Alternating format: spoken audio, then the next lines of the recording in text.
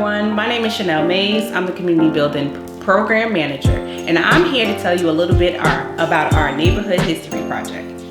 On December 3rd of last year, we invited the wider community to our first public event.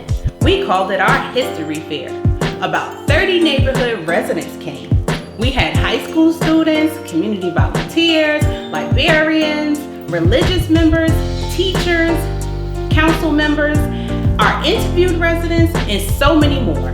We showcased our history banners, our video recorded interviews, and through our panel, we engaged both panelists and audience in a rich conversation about who we are. We heard lots of stories from our residents during their interviews. We saw a few recurring ideas and thoughts, so we picked those stories and moved them from video recordings into text format. We had 4 history banners. The first one was the introductory banner, and we titled it, "Say What? Clinton Hill Speaks of Then and Now." The second banner we titled, "In These Streets. How has race and migration influenced changes in the built environment?" The third banner we titled, "Sock Hop. How has social life changed?" And the fourth banner we titled, "We Are Family. How has family and community changed?" From individual stories, we created one collective story. We placed next to each themed history banner a table with an iPad, so through digital history, participants could listen to residents use their own voices to tell their stories. Through video clips taken from residents' full interviews, participants listened as residents spoke about how they were impacted, past fires and current development, as well as fears of gentrification and experience with race, religion, and family. During our panel, panelists and audience members were sharing stories about the changing landmarks in Clinton Hill. Do you remember the M&M factory that used to be on Badger Avenue? They talked about that. Our panelists and audience also swapped stories about the changing neighborhood boundaries.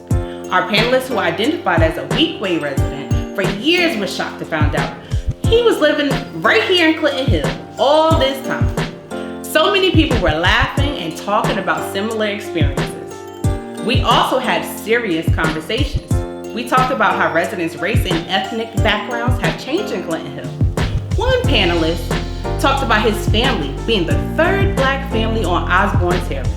Now, because he's known as our community historian, he had lots of tidbits on the neighborhood's change from being a mostly Jewish to a mostly Black neighborhood. Another panelist talked about her family's experience with racial segregation in the medical industry, where her grandma was born in 1894.